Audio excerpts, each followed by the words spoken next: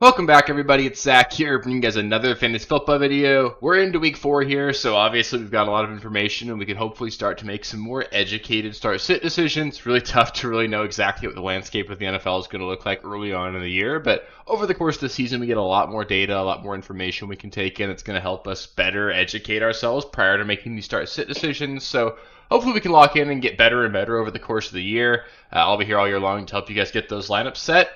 This is part of that. So every week I go through 2 videos going through every single game of the week, getting you guys all my start-sit decisions. Of course, if you guys have any specific start-sit questions to ask me, just let me know in the comments below. I love interacting with you guys there. I will be covering the first 8 games of the week in this video, and then on Saturday morning or Friday night, depending on when I get to it, you guys will get the final 8 games of the week. So friendly reminder, as always, if you have players in the Thursday night game, make sure you take them out of your flex spot. I just want to give yourself that flexibility later on into the week. And then one more reminder for this week specifically, we've got a game in Dublin on Sunday, so we'll get into that. But that game kicks off at 6:30 a.m. Pacific time. I live in California. I'm going to get up to watch it, but a lot of people aren't. A lot of people aren't as crazy as I am. So if you're not going to get up to watch that game, make sure you get your lineup set beforehand.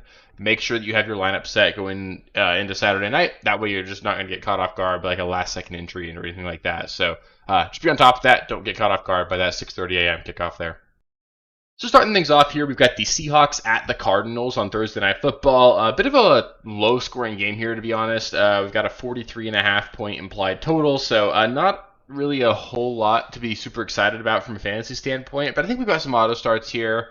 JSN is obviously an auto start. He's looking like one of the best draft picks in fantasy at this point. Also, probably safe to play Kenneth Walker in this one. Safe probably isn't the right word involving a Kenneth Walker start, but even though Charbonnet sounds like he'll be back for week 4 here, I still expect an increased workload, at least a little bit here for Kenneth Walker. You're on a short week, so I can't imagine that Charbonnet is right back to his full allotment of snaps. Cardinals, pretty solid defense overall so far this season, but Walker's explosive, should have the goal line work. I think I feel okay about playing Walker in this one. I don't want to play any of the Seahawks, though. You can keep an eye on Torrey Horton and Cooper Kupp. Not a game where I'm going to stream Sam Darnold or anything like that. So it's JSN for sure, Kenneth Walker probably, and then nobody else for Seattle. For Arizona, Trey McBride must start. Probably the tight end 1 this week, to be honest. Seattle does not guard tight ends at all. And Trey McBride is really the only weapon this offense seems to have. So you're playing him for sure. Marvin Harrison, a wide receiver 3 for me. You might get Devon Witherspoon back for Seattle this week, so should be a little bit better in the secondary.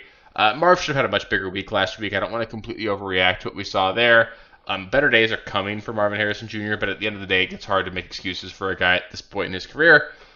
So you can play him. You don't have to, though. It's just a matter of what your options are. I think he's still a pretty solid start, but again, you could potentially have better options there.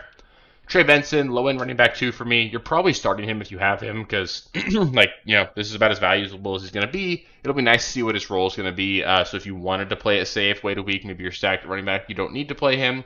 I'm okay benching him this week. Again, the Seahawks have been pretty good on defense, but I'm also more than okay to start him. And then Kyler Murray, a low-end quarterback 1 for me. You maybe have a better option, but if you don't, it's not the end of the world. You can definitely just play Kyler and hope he rushes for a touchdown or something here. This is the Dublin game I was talking about. So we've got the Vikings at the Steelers. Again, it says at Steelers, but really this game's in Dublin. So again, 6:30 a.m. Pacific time, 9:30 a.m. Eastern time kickoff. Make sure you've got your lineup set beforehand. Don't get caught off guard by that. These international games generally end up kind of being duds. It's just these teams, it's you're jet lagged. It's a long flight. It's tough to expect these teams to go out there and play at their best. So I wouldn't expect a barn burner in this one, regardless of where they were playing, especially with Carson Wentz going up against Aaron Rodgers in his 40s. 2 good defenses, at least in theory, with the Pittsburgh defense. So don't expect this to be a super high-scoring game. You're going to play Jordan Mason and you're going to play Justin Jefferson, but I'm probably going to sit every other Viking here. I know Jordan Addison's back this week. I want to see how involved he is in the offense, and I just don't know if Carson Wentz against the Steelers defense overseas is going to really support multiple wide receivers. For the Steelers, Jaylen Warren, he's a must-start for Pittsburgh, just getting a ton of work. There's no way I can imagine sitting him. DK Metcalf, a wide receiver 3, you can play him, but again, this is a really good Vikings defense. I could see a world where he doesn't do exactly what you need him to do for you this week, so it's okay to sit him depending on what your options are, but also it's okay to play him. And then I'm going to sit every other Steeler. I don't want to get cute with a guy like Calvin Austin or Jonnu Smith in a matchup like this. Next up, we've got the Commanders at the Falcons. For the Commanders, Jaden Daniels seems like he's trending towards not playing. Again, I'm recording this Wednesday night, so I don't have all of the injury information, so stay up to date with that. I'll try and give you guys updates if anything comes out here shortly after. But I feel like either way, Deebo Samuel, pretty good play. Terry McLaurin seems also pretty likely to miss this game with his injury, so I think Deebo is really the only commander I feel good about playing. As Zach Ertz, obviously like a low end tight end streaming option if you need him. You've got JCM or Bill there if you need him, but this is just a 3 running back timeshare. I don't really want a piece of that right now, so I don't really want to play anybody there. Outside of that, for the Commanders, Mariota, a decent stream if he plays. This is not a great Falcons defense, so you could certainly do worse than streaming Mariota. He's still pretty mobile. There's worse options out there if you want to go with him, and then you're going to play Jaden Daniels if he ends up suiting up. For the Falcons, Bijan, Drake London, they're in. I know Drake London hasn't been what we need him to be, but the volume is still there. Better days are ahead for Atlanta. I'm not saying London's going to be a top 5 wide receiver like we hoped or anything like that, but better days are coming, so I'm okay still playing him. And then outside of that, like Kyle Pitts, Darnell Mooney, low-end options if you really wanted to go there. Mooney had 11 targets last week, so there's potential there, but you don't have to play those guys. But, in a deeper league, 12-team, 2-flex format, you could do worse than Mooney. And if you're in like a bad spot at tight end, again, there are worse matchups. There are worse players than Pitts, so you could use him if you needed to. Next, we've got the Chargers at the Giants. For the Chargers, start everybody. Hampton, Keenan, QJ, and Ladd. All 4 of them are in. And, of course, if they're in, Justin Herbert's in as well. So you're going to play those guys for sure. Keep an eye on the tight end room for Los Angeles here. You got their rookie Gadsden. I think I'm pronouncing that name right. He came in and had 6 receptions actually last week. Looked good. There was some hype about him in the offseason as well. Will Dissly missed last week, and it sort of opened up an opportunity for him. He's an athletic tight end and a good passing offense. If things broke right, there could be potential value there. So just keep an eye on it. We've seen tight ends have success in Justin Herbert offenses before. I'm okay at least just keeping an eye on him. He doesn't need to be rostered or anything, but he's just a guy that I want to keep an eye on. For the Giants, it's Jackson Dart time. We're going to get Dart starting for the Giants here. I don't think it really moves the needle a whole lot in terms of what we expect out of the offense, especially against a really good Chargers defense. That being said, Malik Neighbors, he's in for sure. You just can't find a way to sit him. Scatabo, I feel pretty good about him as an RB2 just from volume alone. He'll catch some passes. You don't have Tyrone Tracy this week, so you're going to get some just dumb Devin Singletary usage. But Scatabo is going to be the workhorse really in this offense. Should make him at least in running back 2. I would expect better things if they had a good matchup. This is a really tough matchup here against LA, so you can play him. But again, don't expect Scatabo to go out there and put up 20 for you. And then I'm not going to play any other Giants. I don't want to get cute with Wandale or anything like that. Just not a good enough matchup. I want to see what this offense looks like with Dart before I trust any of these ancillary pieces there. Next, we've got an AFC South matchup between the Titans and the Texans. One of these teams will leave this game with a win, in theory. So you'll have 2-0-3 teams clashing here. Probably going to be the Texans that come out with a win. I'm okay sitting every Titan here. The Texans have a really good defense, and the Titans don't have a very good offense. Tony Pollard, a low-end running back, too, if you need him. You're hoping he scores a touchdown, because if he doesn't, he's basically going to go, 18 carries for 50 yards with 2 catches for 10, and that's just not very sexy. I don't really see a whole lot of upside there. He's not going to rip off an 80-yard touchdown run. You're not going to get a big play out of Pollard, really. He's just not that explosive at this point in his career. Again, the offensive line is horrendous. You need him to basically fall in for a 1-yard touchdown, and how many touchdowns are the Titans really going to score in this one? I don't get super excited about it, but again, running back's brutal. You're probably playing him if you have him, but I'm totally okay if you've got better options. I don't want to play any pass catcher for Tennessee either, honestly. Ridley, leading target getter in this offense so far, but just not coming through.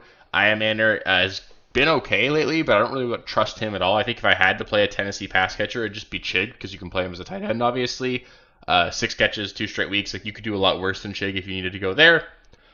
For the Texans, Nico, really the only player I want to play on that side of the ball. Christian Kirk's a deeper league option in the flex if you need him, but again, this is game environment. I don't expect a lot of points to be scored. Honestly, I don't know if the Texans can score a lot of points with how CJ Stroud is playing.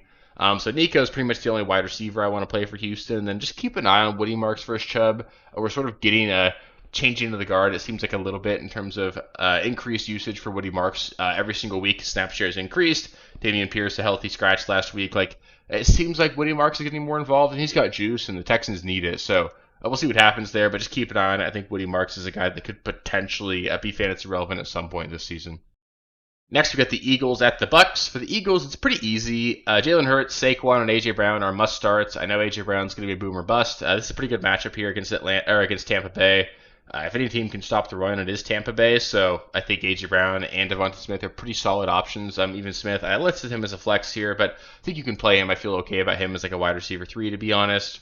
Goddard, streaming option at tight end, like always. You need a big player. You need him to score a touchdown for that to come through, but he's talented, and you can't say that about every tight end, so he's an option if you need him. Baker Mayfield, low-end quarterback 1. Just not as excited about him because the Eagles are so good on defense and you don't have Mike Evans, so it's just a little bit concerning there. Bucky, Egbuka, those 2 are must-starts. There's no way you're sitting those guys.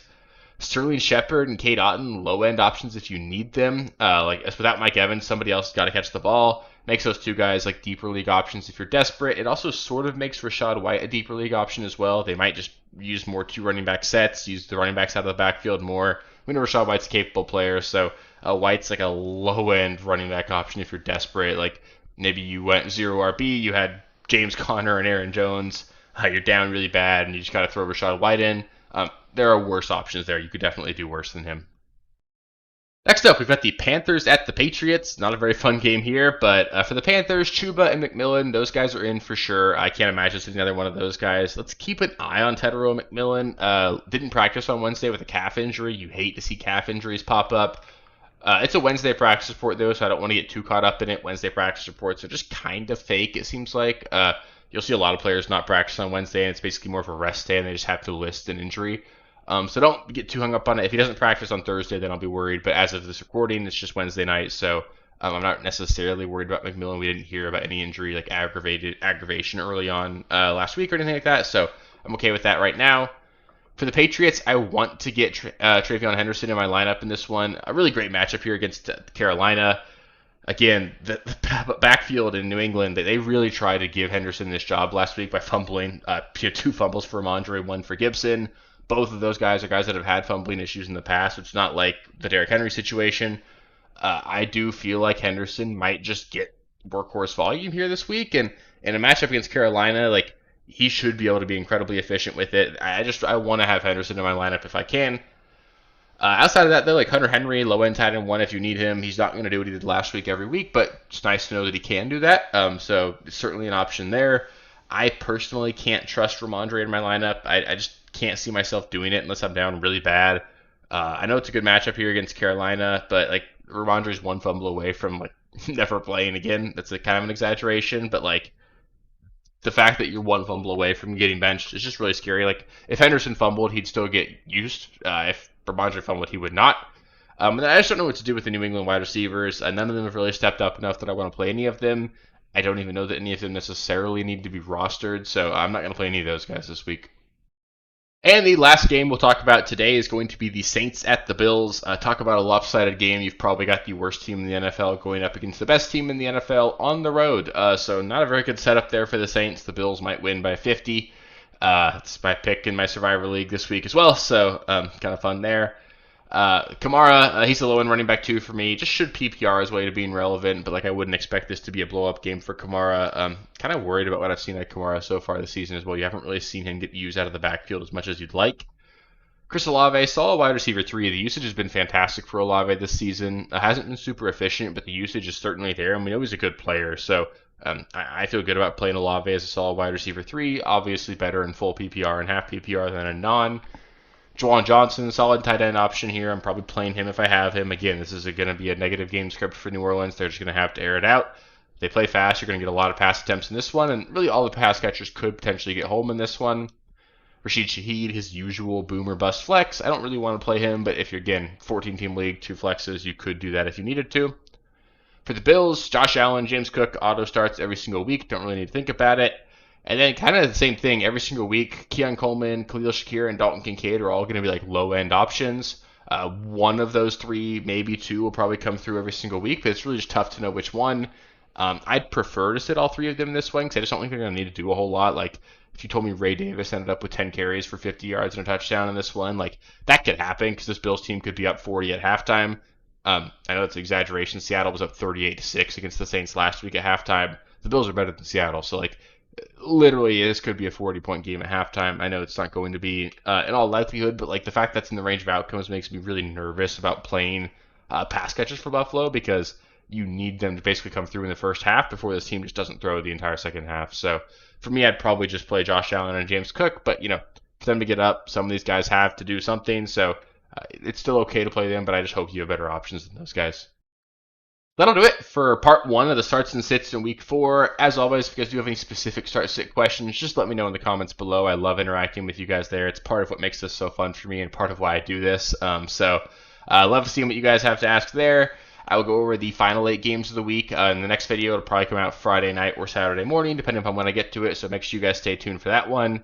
Put out 5 videos every single week. We've got trade target videos, waiver videos, starts and sits. You guys don't want to miss it. I'm going to be putting that out every single week, all season long. So if you haven't already, make sure to subscribe to the channel. That way you don't miss any future content. That way I can be here all year long to help you guys win some championships. So I appreciate you guys. If you made it this far, give the video a thumbs up. It helps me out quite a bit, and I will catch you guys with the next one.